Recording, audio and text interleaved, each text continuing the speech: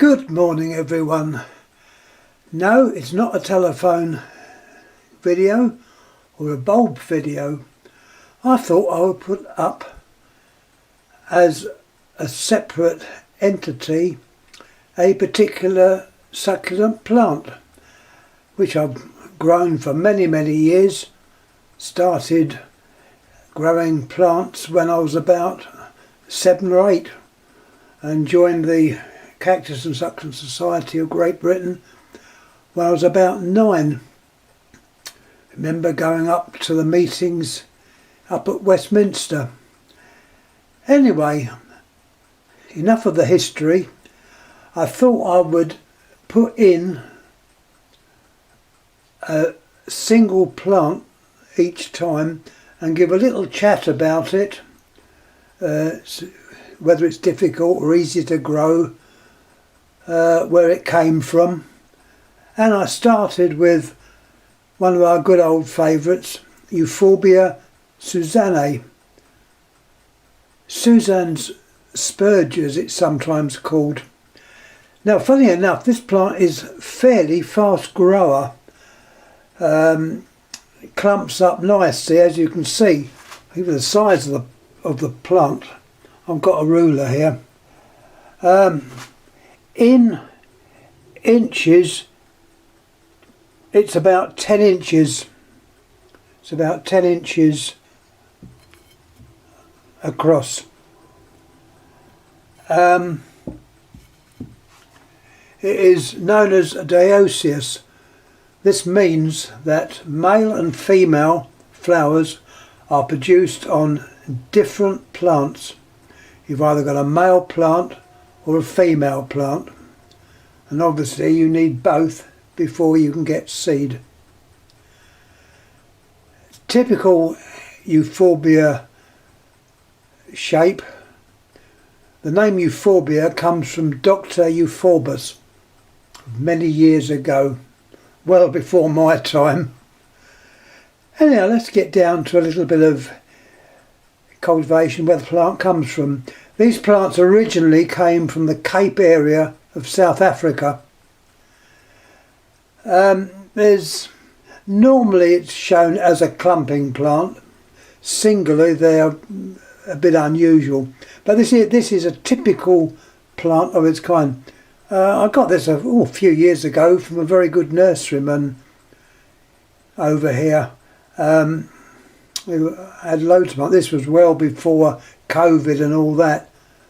This lives in a greenhouse where it gets full sun. The extra heat we've had this summer, be careful, it would have probably needed a little bit of shading. I moved this one to another greenhouse which it wasn't so hot. Anyhow, there's the plant itself. As I say, it comes from the Cape area. What else can I say? Cultivation, not difficult. Certainly keep it frost free. In the winter, if there's any thought that the greenhouse might go low temperature, due to the fact we're living in times where heating energy is getting very costly. So, you know, if you can't maintain a good temperature in the greenhouse, bring it indoors. Artificial lighting would help. LED lights are available. I'm still looking into them. I'm using them on some of the plants. I've got one that gives a white light and the other one that gives the typical pinkish colour like the old Grolux tubes used to give. These lights are quite cheap to run. Anyhow, as I say, we've got a nice plant like this. It wants looking after, so obviously care during winter. Pests. Well, this one seems to be fairly clear. I did notice a snail had walked over it, but thank heavens it hadn't done any damage. in my case, snail damage seems, well, snails seem to be a problem. Most of the other pests I can get away with. If you do get a pest, a good application of Raid, which is a branded insecticide in a sprayer, seems to do the trick. Nowhere as efficient as the old-fashioned malathion or Fowler's mealybug destroyer.